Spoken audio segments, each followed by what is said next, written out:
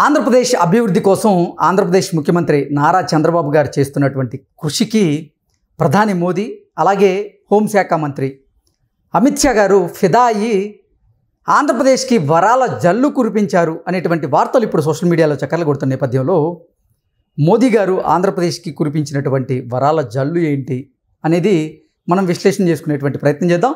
ప్రస్తుతం మనతో పాటు ఉన్నారు ప్రముఖ సీనియర్ జర్నలిస్ట్ మండవ దుర్గా కుమార్ గారు. సార్తో మాట్లాడదాం. Sir hi sir. Hi Krishna, నమస్కారం మన వీక్షకులకు కూడా. సార్, ఆంధ్రప్రదేశ్ అభివృద్ధి కోసం చంద్రబాబు గారు అహర్నిశలు కష్టపడుతున్నటువంటి నేపథ్యంలో చంద్రబాబు గారి కృషిని చూసి ఇటు మోదీ గారు అమిత్ షా గారు ఫిదా అయ్యారని, అందుకే ఆంధ్రప్రదేశ్కు కొన్ని వరాల జల్లు కురిపించారు అనేటువంటి వార్తలు వస్తూ ఉన్నాయి. ఇంతకీ ప్రధాని మోదీ గారు ఆంధ్రప్రదేశ్కి ఇచ్చినటువంటి వరాలు ఏంటి? ఒకటి, మన కృష్ణ గారు నిజంగా ఇప్పుడు ఈ కూటమిలో తెలుగుదేశం భాగస్వామి అవ్వటం ఆంధ్రప్రదేశ్ రాష్ట్రానికి ఒక అదృష్టంగా భావించాలి. ఎందువల్లంటే గత 5 సంవత్సరాల నుంచి ఇక్కడ పరిపాలన అస్తవ్యస్తం అయిపోయింది, అభివృద్ధి అంతా కుంటుపడిపోయింది, ఏ విధమైన మౌలిక సదుపాయాలు ఏర్పాటు జరగలేదు, ఉపాధి అవకాశాలు మెరుగుపడలేదు, రహదారుల విస్తరణ కానీ రహదారుల నిర్మాణం కానీ వాటి మెయింటెనెన్స్ కానీ ఏమీ జరగలేదు. ఇప్పుడు మళ్ళీ మోడీ గారు వచ్చిన తర్వాత 2002లో ప్రధానంగా వాజ్పేయి గారు ఉన్న టైంలో జాతీయ స్థాయిలో స్వర్ణ చతుర్భుజి అని కాశ్మీర్ నుంచి కన్యాకుమారి వరకు అట్లా మొత్తం జాతీయ రహదారుల్ని ఒక స్వర్ణ చతుర్భుజ అంటే ఒక చతురస్రాకారంగా అత్యున్నత ప్రమాణాలతో జాతీయ రహదారుల నిర్మాణం జరిగింది. ఆ తర్వాత మళ్ళీ ఇప్పుడు కూడా మోడీ గారు కూడా అదే ప్రాధాన్యత ఇస్తున్నారు.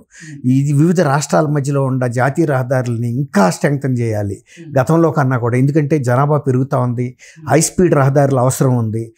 అంటే ఇదివరకట్లాగా కాకుండా ఇప్పుడు 6 లేన్లు రహదారి, ఇదివరకు గతంలో 4 లేన్లు పెట్టి తర్వాత విస్తరించేవాళ్ళు.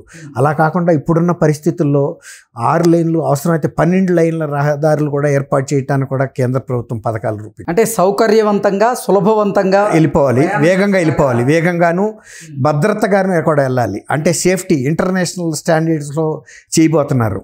ఇప్పుడు ఇందులో భాగంగా ఆంధ్రప్రదేశ్ నుంచి నాగపూరు, అట్లాగే హైదరాబాద్ మీదుగా, అట్లాగే మళ్ళీ ఆంధ్రప్రదేశ్ హైదరాబాదు బెంగళూరు కర్ణాటక మధ్యలో కూడా ఈ హైవేల నిర్మాణం చేయాలనుకుంటున్నారు. ఇది రాయలసీమ ప్రాంతానికి బాగా డెవలప్మెంట్కి సహకరించే అంశాలు. వీటికి సంబంధించిన దీనికి 2047 అండి. దీనికోసం రహదారుల అభివృద్ధి కోసం 2047 విజన్ డాక్యుమెంట్ తయారు చేశారు. అందులో ఇవన్నీ కూడా పొందుపరిచారు. వీటిని త్వరగా ఇప్పటికే కొన్ని టెండర్లు పిలిచే దశకు కూడా వచ్చేసినాయి.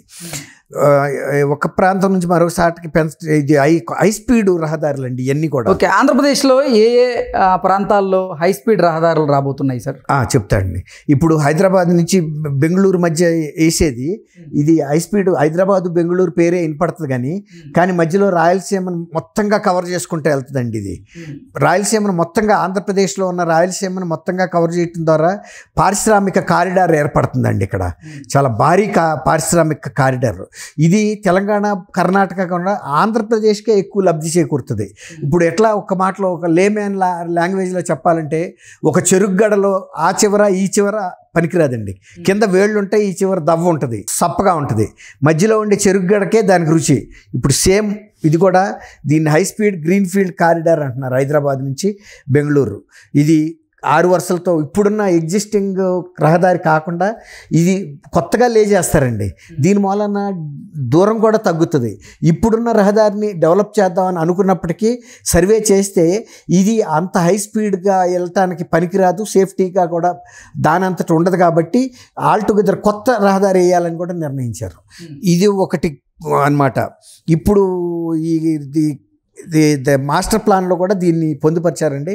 నితిన్ గడ్కరీనే ఈసారి రోడ్లు రవాణా శాఖ మంత్రిగా పెట్టిన కారణం ఏంటంటే, నితిన్ గడ్కరీ గారికి ఈ సబ్జెక్ట్ మీద పూర్తి కమాండ్ ఉంది. కాబట్టి ఈసారి కూడా ఆయన్నే పెడితే ఈ పథకాలన్నీ కూడా బ్రహ్మాండంగా అమలవుతాయి. ఈ అంతర్రాష్ట్ర రవాణా అనేది స్పీడ్గా జరుగుతుందనే ఉద్దేశం మీద ఏర్పాటు చేశారు. తర్వాత ఇప్పుడు ఇందాక చెప్పా కదండి, ఈ కారిడార్లో ఏపీలో 260 కిలోమీటర్లు కవర్ అవుద్దండి. అదే తెలంగాణలో 190, తర్వాత కర్ణాటకలో 106 మాత్రమే. ఇది మొత్తం 500 పైచిలుకులో 260 కిలోమీటర్లు. అంటే కర్ణాటకలో కవర్ అయ్యే దానికన్నా కూడా 150% ఎక్కువ ఉంది. అట్లాగే దీనికన్నా కూడా ఒక 70 కిలోమీటర్లు ఆంధ్రప్రదేశ్లో ఎక్కువ ఉంది రహదారి వెళ్ళేది, hitech high speed corridor. Okay, అదే అనమాట. తర్వాత హైదరాబాద్ నుంచి నాగపూర్ మధ్యలో కూడా బాగా పెంచుతున్నారండి. దీని మూలాన ఏమవుతుందంటే బెంగళూరు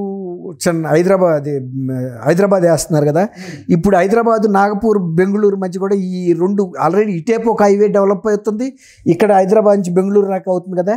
దాని మూలన మహారాష్ట్ర, ఆంధ్రప్రదేశ్, తెలంగాణ, ఇవి కర్ణాటక, ఈ 4 రాష్ట్రాల మధ్యలో కూడా ఒక భారీ కారిడార్ రాబోతుంది. అది కూడా పెద్ద ఇండస్ట్రియల్ కారిడార్ అనమాట. ఓకే, ఇట్లా ఇవన్నీ కూడా టెండర్ల ప్రక్రియకు కూడా వెళ్తున్నాయండి.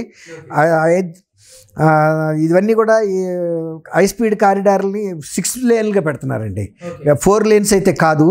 ఇది మొదటి నుంచి కూడా 6 లేన్లోనే ఉండాలనేది వాళ్ళ ఎస్టిమేషన్స్ తయారు చేస్తున్నారు, ఇంజనీరింగ్ డ్రాయింగ్స్ కూడా తయారైపోతున్నాయి. ఓకే, అంటే ఆంధ్రప్రదేశ్లో ఇప్పుడు ఎక్కువ హైవేలు 4 వేస్ ఉన్న నేపథ్యంలో వాటిని 6 లైన్స్ని కూడా చేసే యోచన ఉందండి. ఇప్పుడు కొత్తగా వేసేటంటే గ్రీన్ ఫీల్డ్ హైవేస్ని 6 లేనే పెట్టేస్తున్నారు. గతంలో ఉన్న 4 లేన్లు కూడా 6 లేన్ చేస్తున్నారండి. కొన్ని ఏదో 8 లైన్స్ కూడా చేస్తారండి. ఇప్పుడు హైదరాబాద్ బెంగళూరు కూడా 8 లైన్ ప్రపోజల్ కూడా ఉందండి కన్సిడరేషన్లో. రెండోది ఇప్పుడు హైదరాబాద్ విజయవాడ మధ్య ఉన్న ఈ హైవే ఉంది కదండి, ప్రస్తుతం ఉన్న హైవే, అది కూడా 6 లేన్కి వర్కులు కూడా మొదలు పెట్టేస్తున్నారండి. ఓకే, అది సెంట్రల్ గవర్నమెంట్ డైరెక్ట్ చేస్తుంది. జిఎంఆర్ కూడా ఆ కాంట్రాక్ట్ నుంచి వైదొలిగింది. వాళ్ళని ముందుగానే వాళ్ళ అమౌంట్లు వాళ్ళకి ఇచ్చేసి కొంత పక్కకి తప్పించేశారు జిఎంఆర్. అంటే ఇప్పుడు ఏ సంస్థకి ఇవ్వకుండా సెంట్రల్ గవర్నమెంట్ స్వయంగా చేస్తుందండి. స్వర్ణ చతుర్భుజి చేసినట్టుగానే వాళ్ళే చేస్తున్నారు. తర్వాత ఇప్పుడు ఏంటంటే ఈ ఇన్ఫ్రాస్ట్రక్చర్కి సంబంధించినటువంటి మెషినరీ కానీ మెన్ కానీ టెక్నాలజీ కేంద్ర ప్రభుత్వం కూడా national highways authority of India వాళ్ళ ద్వారా అన్నీ కూడా సమకూర్చుకున్నారు. ఇదివరకంటే ప్రైవేట్ ఏజెన్సీల మీద డిపెండ్ అవ్వాల్సి వచ్చేది.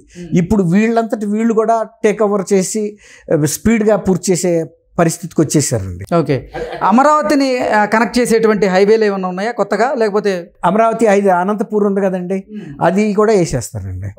ఇవన్నీ కూడా జరుగుతాయి. అది 4 వేనా 6 వేనా సార్? అది 6 లేన్, అది కూడా 6 లేనే. ఎందుకంటే అది చాలా ముఖ్యమైన కారిడారు. ఎందుకంటే రాయలసీమ నుంచి అమరావతికి రావడానికి.